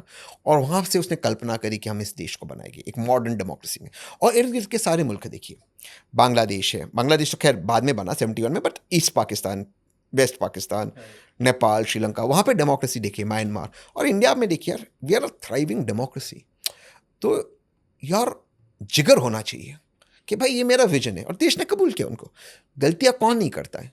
नेहरू जी ने भी किया, मनमोहन सिंह जी ने भी किया, राजीव जी ने भी किया, अटल जी ने भी किया, मोदी सर ने भी किया, और भविष्य में जो भी प्रधानमंत्री करेंगे। नीयत साफ होनी चाहिए, बड़ा विजन होना चाहिए। मैं प्रधानमंत्री जी की कुछ चीज़ों को अप्रिशिएट करता हूँ, प्राइम मिनिस्टर के। क्या? जैसे फॉर एग्जाम्पल, सिंदूर में जब इन्होंने, सॉरी इसके पहले पहलगाम में जब इन्होंने आया, और जिस तरह से उन्होंने बदतमीजी की पाकिस्तानियों ने, और पैंट खोलकर आईडी चेक करते धर्म के नाम पे मारा। सलाम ने नूर खान पे ठोका उनको। विजन बड़ा होना चाहिए कि आप आओगे, हम न्यूक्लियर ब्लैकमेल नहीं होगे, तुमको मारेंगे, we will fucking escalate, fuck you. Vision बड़ा होना चाहिए, दिल बड़ा होना चाहिए, जिगरा होना चाहिए। नेहरू में वो जिगरा था जिगरा उसमें। तो क्या उसने एक सपना, अलग सपना देखा उसके परिस्थिति के हिसाब से। प्रधानमंत्री जी अपने परिस्थिति के हिसाब से सपना देखते हैं, मैं सेकेंड लार्जेस्ट इकॉनमी बनाऊंगा, पर वो है, वो होना चाहिए। वो नहीं होना चाहिए मैं पाकिस्तान को हराऊंगा, मैं इंच कर, ये क्या विजन हो? हर विजन होना चाहिए सर, मैं बनूंगा, वो विजन होना चाहिए।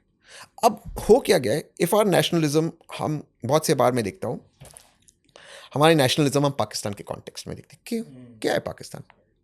And why you fucking compare India with Pakistan always? चूतिया मुल्क है बेंचोत, हमेशा बेकारी मुल्क, उसके साथ हम कंपेयर कर रहे हैं। चाइना के साथ करो यार, वो भी पड़ोसी, उसके साथ करो, उसको हराओ, उससे मजा आएगा। उनको हराओ यार, अमेरिका के साथ लड़ो, हम लड़ेगा अमेरिका साथ। वहाँ पर वहाँ पर होना चाहिए। इंदिरा गांधी, उसको इंसल्ट किया वहाँ जब वो गई थी हेल्प मांगने, 6 फ्लीट 7 फ्लीट भेजा, जो भी फ्लीट भेजा, तोड़ दी ना। और दुनिया के इतिहास में एक नया मुल्क 13 दिन में नहीं बनाए, चाहे वर्तमान इतिहास हो या प्राचीन इतिहास हो या मॉडर्न इतिहास हो। 13 दिन में नया मुल्क बनाई उसने। Of course she didn't give a fuck. America है, कोई भी आए, भाई बहुत हो गया, सहेंगे नहीं। हर मुल्क का एक सेल्फ रिस्पेक्ट होता है, तो विजन होना चाहिए। यू कैन, पता है बहुत लोग, और सही है, नेहरू जी को दोष देते 61-62 की युद्ध के लिए, चाइना के लिए जो परिस्थिति बनी। कितने लोग जानते कि 67-68 में हमने चीन को युद्ध में हराया, नथुला और चोला में? पता है, इंदिरा गांधी प्रधानमंत्री थी, वो युद्ध हारने के बाद हमने चीन को हराया। ये कब हुआ? नथुला और चोला पे बता रहा हूं मैं। ये तो हम बोलते नहीं, चीन को हराया। सर जिगरा होता है। राजीव गांधी जी, बहुत कम लोग जानते हैं ये। चाइना चूचू कर रहा था अरुणाचल प्रदेश को लेकर। अरुणाचल प्रदेश यूनियन टेरिटरी था, स्टेट हो दे दिया प्राइम मिनिस्टर ने उसको, बड़ा स्टेट है। और ऑपरेशन चेकर्ड बोर्ड किया जनरल सुंदर जी को, पूरी इंडियन आर्मी लगा दी, eyeball to eyeball with China. China पीछे हट गया, बोला चलो करते युद्ध। चाइना पीछे हट गया। दोबारा से हुआ था? ओके। जब राजीव जी थे। नहीं यार, I respect boss. Indira Gandhi ji एक चीज में कि गट्स थे उनमें। ये होता है यार देश चलाना, गट्स थे। और ये आपको करना होता है। देश का मतलब क्या होता है? देश का मतलब होता है भारत के लोग, देश का मतलब होता है एक आइडेंटिटी, प्रतीक। आप में मेरे में शायद कोई समानता नहीं हो, सिवाय एक कि हम दोनों भारतीय हैं। ये सबसे मेन। और वो आइडेंटिटी के लिए हम मर सकते हैं, वो आइडेंटिटी सब कुछ है। उस आइडेंटिटी पे हमें फक्र होना चाहिए। राइट। अच्छा मुझे एक चीज़ बताओ, 2026 में कांग्रेस बंगाल हारी, तमिलनाडु, असम, और फिर 2025 में बिहार। तमिलनाडु में सरकार बनाई कांग्रेस ने। हाँ कांग्रेस, ओके, तमिलनाडु में, सॉरी तमिलनाडु, विजय के साथ सरकार में। So sorry for that. DMK को डिच किया। बट यार 4-5 सीटें तो आई हैं बस। हाँ 5 है, पर सरकार में। That is not a massive win. I agree. But एक चीज़ ये है कि आज 4 स्टेट्स में कांग्रेस है। भाई आप बनी थी तो आपने भी 2 स्टेट्स में कवर अप कर लिया, 2 स्टेट्स में सरकार बनाई थी। 15 साल में आप 0 से 2 पे पहुंच गई। टीएमसी ने बंगाल पकड़ा, बीआरएस ने तेलंगाना पकड़ा, मतलब स्पेस तो था, वोटर्स एंटी बीजेपी तो थे। बट कांग्रेस कहाँ चूक कर रही है कि पकड़ ही नहीं पा रही है वोटर्स को? क्योंकि कांग्रेस को 2 चीज़ चेंज करना होगा। क्या? पहला, जैसे मैंने कहा, एंटी बीजेपी नहीं, हम क्या देंगे लोगों को, एक मॉडल बनाना होगा, चाहे वो कर्नाटका मॉडल हो, तेलंगाना मॉडल, जो भी हो, एक इकोनॉमिक मॉडल लोगों के सामने।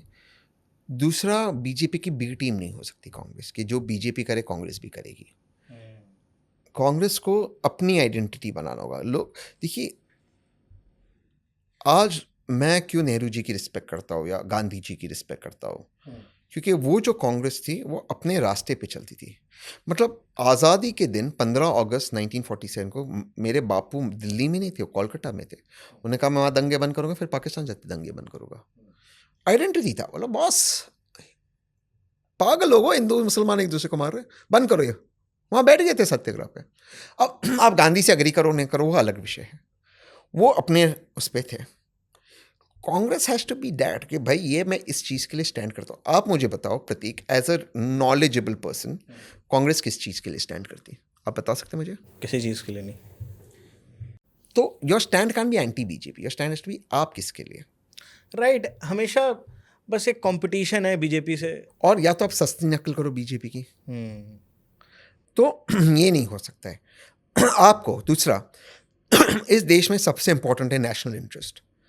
नेशनल इंटरेस्ट सबसे ऊपर आता है।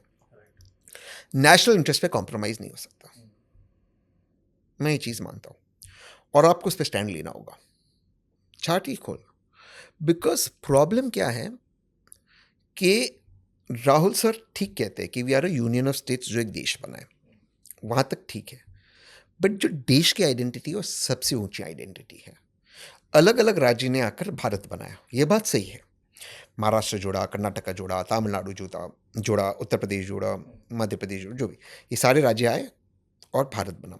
नॉर्थ ईस्ट के राज्य आए, असम आए, त्रिपुरा आया, नागालैंड है, बट ये जो यूनियन बना है ये यूनियन की आइडेंटिटी हमारा सब कुछ है। हम हैं क्योंकि ये यूनियन है, इस यूनियन से हम आते हैं, तो उस यूनियन को बचाना हमारा कर्तव्य है। अच्छा, उस यूनियन के लिए हमें सब कुछ करना है। एक चीज़ मैं पूछना चाहता हूँ, राहुल जी ने भारत जोड़ो यात्रा करी, बढ़िया करी, लोग जुड़े, पर जब से भारत जोड़ो यात्रा करी तब से भारत छूट और गया कांग्रेस से।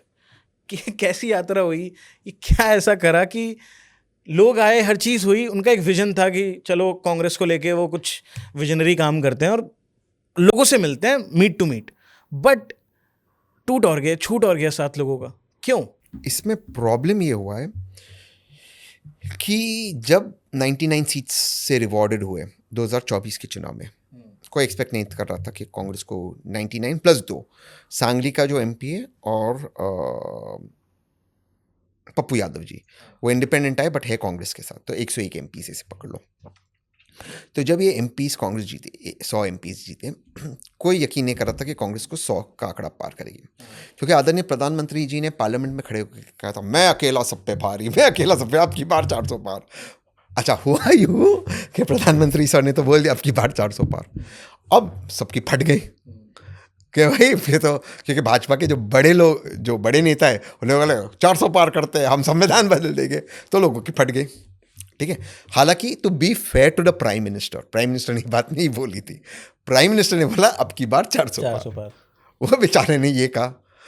उनके भाजपा में जो लाउड माउथ है, जैसे कांग्रेस में मनीशंकर अय्यर, जो भाजपा वाले थे, दे दो इनको 400, संविधान बदल कर देंगे, लोगों की फट गए, बोले अरे यार इनको। तो ये भाजपा का एक गेम हो गया, ठीक, कांग्रेस ने पार कर दिया और भारत छोड़ो यात्रा हुआ। इसके बाद ये कि जब हुआ हरियाणा का चुनाव जो कांग्रेस को जीतना था, महाराष्ट्र का चुनाव जो कांग्रेस को जीता, स्थिति ऐसी बनी, कैंपेनिंग ऐसा हुआ और नैरेटिव ऐसा बना और कोई नया पर नया आइडिया में कि भाजपा जीत गया। फॉर एग्जाम्पल हरियाणा में संविधान बदलने की बात थी नहीं ना, क्योंकि वो स्टेट का इलेक्शन था, वो चुनाव था कांग्रेस का जीतना, लेकिन वो हुड्डा सर और कुमारी सैलजा मैम, इनके बीच की लड़ाई की वजह से वोट कट गए। आप महाराष्ट्र में शिवसेना के साथ जो अलायंस हो गड़बड़ हो गया, क्योंकि संजय राउत जी इतना मीडिया में बोल रहे थे, बहुत सारे कारण थे, तो लोग कंफ्यूज थे कि देवेंद्र फडणवीस जी के सामने चीफ मिनिस्टर कौन बनेगा। तो ये जो सारी चीज़ है उसकी वजह से आप चुनाव हार गए।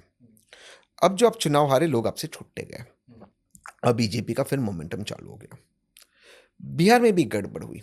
बिहार में गड़बड़ क्या हुई कि आपने एसआर का मुद्दा पकड़ा। एसआर का मुद्दा बिहार में नहीं था, बिहार में मुद्दा था परिवर्तन का। लोग नीतीश जी से परेशान थे। तेजस्वी यादव ने सही मुद्दा पकड़ा था, बिहार का विकास, लेकिन क्योंकि मुद्दा एसआईआर पे घूम गया और गठबंधन हुआ नहीं, आप छूट गए, तो आपने स्ट्रेटेजिक मिस्टेक्स भी किए। तो ये जो है कांग्रेस को बहुत कॉस्ट किया है। अगर कांग्रेस हरियाणा, महाराष्ट्र और बिहार जीत लेती तो कांग्रेस आज एक डिफरेंट स्थिति में होती। यहाँ पर गड़बड़ की है कांग्रेस ने। अच्छा, एक चीज़ बताओ, मल्लिकार्जुन खड़गे जी प्रेसिडेंट हैं कांग्रेस के, एक सच बात बताओ, उनको कितने लोग जानते हैं कि वो प्रेसिडेंट हैं? और दूसरी बात कि जब भी कोई हार होती है तो उसका पूरा दोष भी राहुल जी पे दे दिया जाता है, और कोई जीत होती है तो उसका पूरा क्रेडिट भी राहुल जी को दे दिया जाता है, तो उनका क्या रोल है? नहीं, वो ठीक है। ये इसलिए क्योंकि देखिए ये एक अनफेयर कंपैरिजन है। जैसे नितिन नबीन जी भाजपा के अध्यक्ष हैं, तो ये सवाल नितिन सर के लिए भी पूछ सकते कौन कितने लोग जानते हैं उनको, उनसे तो ज़्यादा सीनियर नेता है ना खड़गे जी। दूसरी चीज़, भाजपा जीती हारती मोदी जी पे आता है। देखिए ये कंपैरिजन नहीं होना चाहिए। यहाँ पर मैं कांग्रेस के साइड पे हूँ खुलकर, क्योंकि देखिए जैसे भाजपा में सबसे टॉलेस्ट लीडर आदरणीय प्रधानमंत्री, ठीक कांग्रेस में तो सबसे टॉलेस्ट लीडर आदरणीय विपक्ष के नेता है। इसमें वो दोनों पार्टी में कोई कंफ्यूजन नहीं है। भाजपा का कोई भी कार्यकर्ता आपको नहीं बोलेगा कि फलाना नेता मोदी जी से बड़ा नेता है। ठीक उसी तरह कांग्रेस का कोई भी कार्यकर्ता आपको नहीं बोलेगा कि फलाना नेता राहुल जी से बड़ा नेता है। वो दोनों पार्टी के कार्यकर्ता बहुत क्लियर है कि कौन बड़े नेता है। प्रेसिडेंट कोई और हो सकता है, नेता ये है। इसमें डिबेट हो सकती है कि मोदी जी कितने चुनाव जीते और राहुल सर कितने जीते, वो अलग विषय है। कार्यकर्ताओं में कोई डिबेट नहीं। तो I think it's an unfair question. जैसे नितिन नबीन जी, कितने लोग जानते हैं उनको?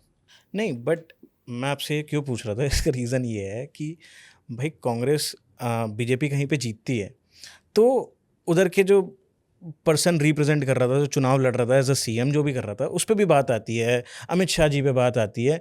ऐसे ही पार्टी प्रेसिडेंट हैं खड़गे जी, बट इनका तो कभी नाम भी नहीं आता किसी चीज़ में। यहाँ पर मोदी जी का एक अच्छी स्थिति है मोदी सर की। यहाँ पर स्थिति क्या है कि मोदी जी के इर्द गिर्द जो सपोर्ट सिस्टम है, गृह मंत्री जी अमित शाह जी, भूपेंद्र यादव जी, हालांकि मैंने धर्मेंद्र प्रधान जी को बतौर शिक्षा मंत्री बहुत क्रिटिसाइज किया, बट एज पार्टी में जो उनका रोल है, धर्मेंद्र प्रधान जी, ये लोग जो सपोर्ट हिलाते मोदी सर के लिए, वो सपोर्ट राहुल सर को नहीं मिलता है। क्यों, ऐसा क्यों?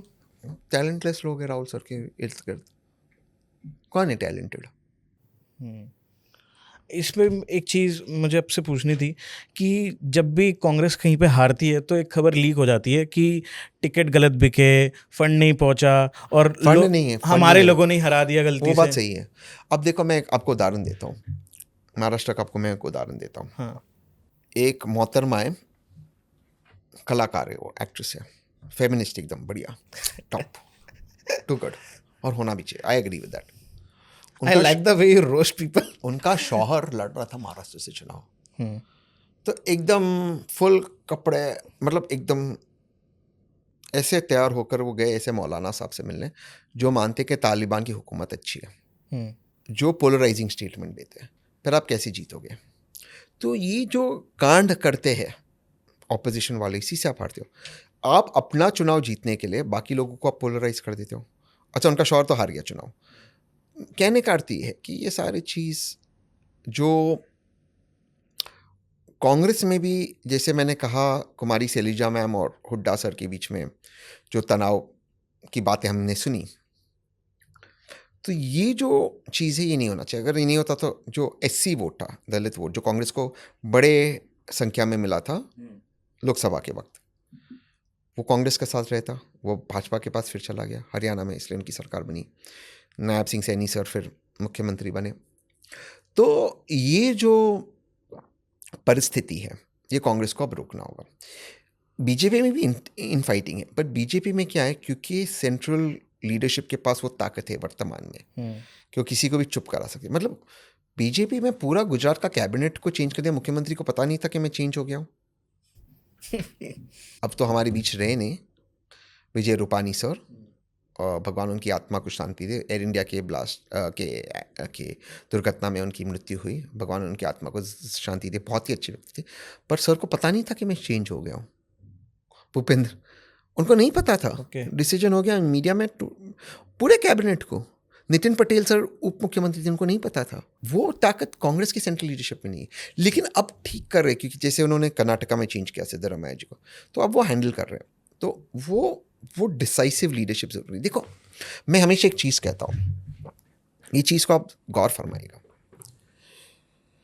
हमेशा प्यार से, प्रेम से रहना चाहिए, ठीक है, शांति से रहना चाहिए, ये अच्छी बात है। ये पूरी कोशिश करनी चाहिए कि मैत्रता बनी रहे, शालीनता बनी रहे, शांति बनी रहे, लेकिन सामने वाला ने जब उंगली की तो हाथ तोड़कर फेंकने की ताकत भी होनी चाहिए। मेरे भगवान राम 3 दिन तक वरुणा जी की पूजा करते थे, कि उन्होंने अर्चना की उनकी, कि भाई राम सेतु बनाना है, सीता मैया उधर है, ले आना है। 3 दिन तक वरुणा ने जवाब नहीं दिया राम जी को। तीसरे दिन ब्रह्मास्त्र निकाले, वरुणा जी इंसान का रूप लेकर आ गए, अब राम जी के चरण में सॉरी हिम्मत है।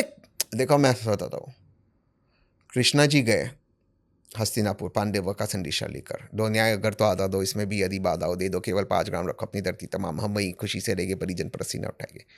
दुर्योधन वो भी दे न सका, आशी समाज के लिए न सका, उल्टे हरि को बांधने चला, जो था साध्य साधने चला। जब नाश मनुष्य पर चाहता है, पहले विवेक मर जाता है। फिर क्या किया भगवान ने? विराट रूप अपना प्रकट किया और बोला दुर्योधन को, जंजीर बढ़ाकर साध मुझे, आ दुर्योधन बांध मुझे। तू मुझे बांधना चाहता है, दिखा दिया, उसके औकात दिखा दी ना दुर्योधन को। हनुमान जी गए थे, रावण ने उंगली की, जला दिया ना लंका। भाई मैं पीस से कोई कृष्णा जी की पत्नी को छेड़कर दिखा है? राइट। मुस्कुराते थे, बांसुरी बजा रहे, खेल रहे, स्माइलिंग। वो जो नाच रहे थे, शीशनाग के सर पे भी नाचा था कन्हैया लाल ने। उनकी पत्नी को कोई छेड़े, वहीं सुदर्शन चक्र काट देते छोटे छोटे पीसेस में। Right, of course. छेड़ा तो युधिष्ठिर की पत्नी को। Great philosophical answer. भाई मैं पीसफुल हूं, चूतिया नहीं हूं। या एब्सोल्युटली। मैं पीसफुल हूं, मैं चाहता हूं शांति से रहे। मेरे घर वालों को छेड़ेगा, तेरी तोड़ दूंगा मैं। और ऐसा तोड़ूंगा कि तू जिंदगी, बताया ना कृष्णा जी ने। ऑफ कोर्स भाई, ये होना भी चाहिए कि दैट अपना स्टैंड लेना चाहिए बंदे को यार, ये चीज़ बहुत ज़रूरी है।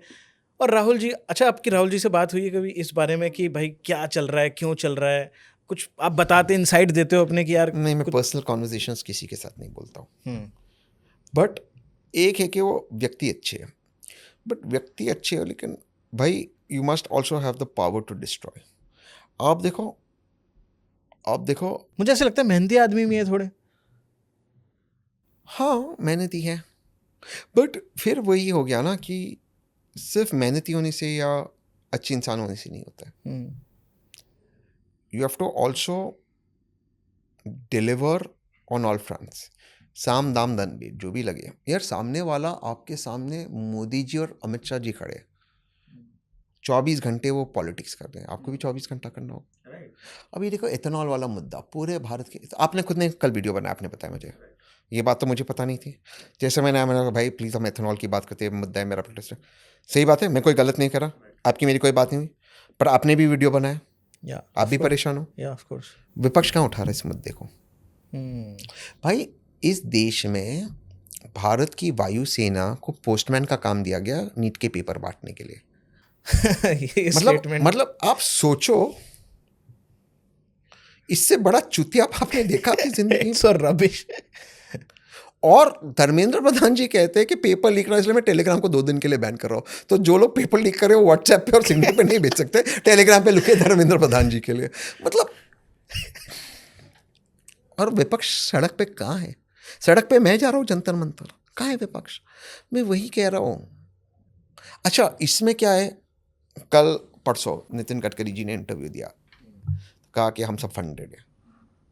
मैंने कहा मेरा लाइट डिटेक्टर टेस्ट करवा दो पब्लिक में, और आप आपके बच्चों के दस्तावेज रख दो पब्लिक में, क्योंकि भाई मेरे पास कुछ है ही नहीं ना हारने को, मैं डरता ही नहीं हूँ। तो लेकिन मैंने तो मेहनत की ना भाई। आज कल रात को मैं 2 बजे सोया, सुबह मैं स्पेस पे था ट्विटर के, अपने जो सपोर्टर्स उनसे बात कर रहा था। फिर उसके बाद मैंने वर्कआउट की, 2 बजे सोया, 5 बजे उठा, 6 बजे एयरपोर्ट से मैं लैंड हुआ 10 बजे यहाँ पर, 10 बजे लैंड होकर घर गया, चेंज किया, सीधा आपके शो पे आया। मैं अब तक खाना नहीं खाया हूँ, क्या मैं दिन में 1 ही बार खाता हूँ, बट मैं कह रहा हूँ यहाँ से आपके सामने इंटरव्यूज़ आ रहे हैं, मुझे जाना है, उसके बाद मैं ज़मीन पे जा रहा हूँ। मैं मेहनत तो मैं भी कर रहा हूँ ना। राइट। प्रॉब्लम क्या है पता है कि इस देश में एक जो मुझे लगता है, कल मैं एक चीज़ देख रहा था मुंबई में, आदित्य ठाकरे, रोहित पवार, दूसरे 2 भाजपा के नेता के बच्चे थे। यहाँ पे जो है ना मीडिया भी जिनको चढ़ाती है ना, सारे बड़े बाप के बच्चों को ऐसे, अरे आदित्य ठाकरे और यार जो, तो वो क्योंकि उनको वो उस तरह का मिलता है कवरेज, वो मेहनत नहीं कर पाते उस ज़मीन पे रहकर। बहुत मेहनत वाला काम है, आपको ज़मीन पे रहना होगा। तो अब यहाँ से हम पॉडकास्ट ख़त्म करूँगा, मैं फिल्म सिटी जाऊँगा, उसके बीच में मैं इंटरव्यूज़ के जवाब दूंगा, उस इंटरव्यू के बाद में 3 इंटरव्यूज़, उसके बाद मैं साइट विजिट जाऊँगा, उसके बाद मैं दिल्ली पुलिस के पास जाऊँगा, उसके बाद मैं अपने समर्थकों को मिलूँगा, उसके बाद मैं ऑर्गेनाइज करूँगा प्रोटेस्ट। तो ये सारी चीज़ें करनी है ना। और जो मेरे टीवी डिबेट्स है वो अलग मुद्दों पर है, वो भी मैं स्टडी करूँगा। तो ये मेहनत तो करनी है आपको। ये प्रॉब्लम क्या है, बड़े बाप के बच्चों को ये इतना नहीं होता उनसे, उनमें उनकी गलती नहीं। देखो आप प्लीज़ समझो, मेरे बेटे के बारे में भी मैं जब सोचता हूँ, अब तो वो 3 साल का है, ही विल नॉट बी, क्योंकि he is born to me, ठीक है। तो वो एक कंफर्ट फैक्टर में, वो एक कंफर्ट फैक्टर में आएगा। जिससे आप जो मेहनत आपके पापा कर पाए आप नहीं कर पाओगे।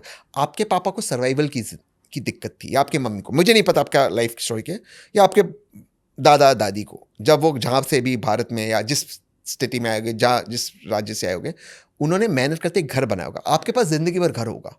आपके सर पे छठ होगी, आपको 2 रोटी जिंदगी भर मिलेगी। वो आपका बेसिक अब फाइट ही नहीं है। आपका फाइट है आपका पॉडकास्ट नंबर 1 कैसे बने। जो आपके डैडी या दादा का सिर्फ सपना हो सकता था, आपका सपना मैं नंबर 1 कैसे बनूं, मैं अर्नब से आगे कैसे जाऊं। Right. Because you are fucking privileged to the extent कि आप जैकेट पहन रहे हो, यू ईटिंग 2 रोटीज, कुछ भी हो जाए आपको 2 रोटी मिलेगी, आपके पास घर होगा। तो आपका लड़ाई अलग है, वैसे उनका भी लड़ाई अलग है, मेरी लड़ाई अलग है। मेरे बेटे की वो लड़ाई होगी नहीं, क्योंकि his father is already taken that bullet. तो जब तक आप ज़मीन पे नहीं उतरोगे नहीं होगा। तो वो मेहनत करना पड़ेगा विपक्ष के लोगों को, जो राहुल जी ने भारत जोड़ो में किया था, इसलिए उनको वो बेनिफिट मिला। मतलब 6000 किलोमीटर चलना। नहीं, वही मैंने देखा कि मेहनती आदमी तो हैं, but why is so underestimated और might be I can say overrated in amongst the people in India. Why? I don't know if is underestimated और ओवर रेटेड, मुझे नहीं पता। मेहनत करते काम करते, बट उसको उनको और रहना होगा ज़मीन पर, लोगों के मुद्दे। अब देखिए धर्मेंद्र, राम मंदिर, झंडा चोरी किए, ये मतलब गाली निकलती है मुंह से। और अब तक चंपत राय जेल में नहीं है, अब तक मिश्रा जेल में नहीं है। 200-300 करोड़ रुपए चंपत हो गए। पता नहीं मुझे कितना लिया उन्होंने, वो मुझे नहीं पता। बट अब तक चंपत राय और मिश्रा जेल में नहीं है। 8 लोग जो जेल में हैं वो नीचे लेवल के लोग हैं। भैया, भाजपा ने कहा कि राम मंदिर भारत का सिविलाइजेशनल ग्रेटनेस वापस लाएगा। आप मर्यादा पुरुषोत्तम में यकीन करते हो या ना करते हो, वो भारत का सबसे अहम प्रोजेक्ट है, सब भाजपा का कहना था। वहां पर चोरी हुई है, एफआईआर रजिस्टर बाद में हुई, एसआईटी की investigation started without an FIR. और एसआईटी की रिपोर्ट उस अफसर को गई जो राम मंदिर ट्रस्ट का हिस्सेदार था। Right, and that is so wrong कि जो अभी बना है मंदिर और अभी ही चोरी। नहीं, कहीं से नहीं होना चाहिए। और भाजपा वालों से बात करो तो आप तो मस्जिद जाते हो, आप तो चर्च जाते हो। भाई, मुझे खाना पकाना नहीं आता तो मैं रेस्टोरेंट में कंप्लेन नहीं कर सकता खाना गलत है। भाई, बात यार चोरी की हो रही है, वो भी ऐसे जगह पे जो हमारी सबसे पावन जगह है इस धरती की। भारतीयों के लिए उनका सिविलाइजेशनल ग्रेटेस्ट है। आप हिंदू हो, मैं नास्तिक हूँ, बट बॉर्न टू मुस्लिम। ये हमारा सब कुछ है। हमने ये कहा कि ये हमारा वेटिकन, हमारा मक्का है। अकाउंटेबिलिटी किधर है? विपक्ष को कहाँ होना चाहिए? मैं आपसे पूछ रहा हूँ, मेरा छोड़ दो, कहाँ होना चाहिए विपक्ष को? स्टैंड लेना चाहिए इस चीज पे, सामने होना चाहिए, चक्का जाम करना चाहिए, पब्लिक के सामने होना चाहिए, पब्लिक के चक्का जाम करना चाहिए कि नहीं? बिल्कुल। वहां बैठ जाना चाहिए कि नहीं थाने में कि चंपत राय जेल में जाए? बिल्कुल। क्या है विपक्ष? भाई, मेरा तो मानना ये है, जैसे ये रिलीजन को लेके जो पोलराइजेशन है या फिर ये जो फ्यूडलिज्म है इंडिया के अंदर, ये कैसे एक राइट डेमोक्रेसी को जन्म देगा भारत में? क्या आपको लगता है ऐसा? कभी नहीं हो सकता, क्योंकि जितने भी पावरफुल देश हैं या जिन्होंने डेवलपमेंट करी है, ग्रोथ ली है, उधर ये सब रिलीजन को इतना ज़्यादा वो नहीं मुद्दा बना के उठाया जाता हमेशा। रिलीजन बहुत अहम है, हाँ, लेकिन रिलीजन से 90% चीज़ सबकी सेम है। आप ब्राह्मण हो या दलित हो, हिंदू हो या मुसलमान हो, आदमी हो या औरत हो या थर्ड जेंडर हो, 90% चीज़ आपको सेम चाहिए। 90% चीज़ हर धर्म आपको सेम सिखाती। भाई, उस पर कॉन्सेंट्रेट करो ना। काय आप इसको ला रहे हो? मैं नहीं मानता हूँ रिलीजन को पब्लिक डोमेन में होना चाहिए।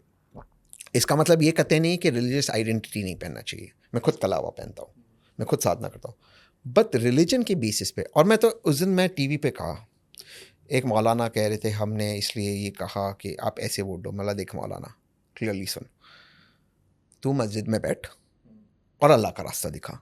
तो काय दिखा रहा मुसलमान को किसको वोट करना चाहिए? तेरे को पूछे क्या तू कौन है मुसलमान? तो ये जो फर्ज, देखो मैं मुसलमानों के लिए बोला, ये जो फर्जी मौलाना आते ना, सबको भगाओ। कोई इनका स्टैंड नहीं, काहे सुनना है इनका? पोलराइज करते हैं। भाई, काहे सुन रहे हो उनका? अजीम प्रेमजी सुनता क्या इनकी? शाहरुख खान सुनता क्या इनकी? सलमान खान सुनता क्या इनकी? अरे भगाओ इन मौलाना को, फर्जी। कौन है ये मौलाना? काहे मुसलमान को बोलते क्या करना चाहिए? मुसलमान अपना फैसला खुद करेगा, हिंदू अपना फैसला खुद करेगा। ना हमें कोई धर्मगुरु चाहिए, ना हमें कोई मौलाना चाहिए। धर्मगुरु हमें भगवान का रास्ता दिखाए, मौलाना हमें अल्लाह का रास्ता दिखाए, सिरातल मुस्तकीम दिखाए, कोई दिक्कत नहीं है। राजनीति आप नहीं करोगे, कोई मस्जिद से ऐलान नहीं होगा किसके लिए वोट करना है। काय करो, जिसको वोट करना है, मुसलमान को भाजपा को करना है करे, कांग्रेस को करना है करे, नहीं करना है करे, नोटा करे। मौलाना को क्या लेना देना? I think by a spiritual angle and by I don't know that whatever sadhana you are doing, but आप थोड़ा अंदर गए हो and आपका थोड़ा थॉट प्रोवोकिंग हुई है शायद, and you have changed as a person. So thank you so much भाई for being here on the Prateek show. Thank you bro. भाई तुम्हें ये एपिसोड कैसा लगा मुझे ज़रूर बताना, कमेंट्स में ज़रूर बताना, और अगर ये अच्छा लगा हो तो उसको शेयर ज़रूर करना, बिकॉज मैंने वो कन्वेंशनल क्वेश्चन नहीं पूछे जो सब पूछते हैं. मैंने सोचा कि मुझे वो पूछना चाहिए, साइकी पे अटैक करना चाहिए, मुझे इसके बारे में पता करना चाहिए कि भाई क्या इनकी ओपिनियन है, कांग्रेस की ओपिनियन क्या है, विपक्ष की ओपिनियन क्या है. और अगर तुम्हें समझ में आया है तो चैनल को सब्सक्राइब कर देना और द प्रतीक शो क्लिप्स को भी जाके सब्सक्राइब कर लो, बिकॉज इस बड़े पॉडकास्ट के छोटे छोटे इंपॉर्टेंट क्लिप्स उधर हम डालते रहते हैं ताकि आपको एक बड़े पॉडकास्ट का छोटा एक्सपीरियंस मिल जाए उन क्लिप्स में, तो जाके आपका टाइम वेस्ट ना हो. तो you can subscribe to the Prateek show, link is in the description. मैं मिलता हूँ किसी अगले एपिसोड में बढ़िया गेस्ट के साथ. तब तक ध्यान रखें. जय हिंद, वंदे मातरम.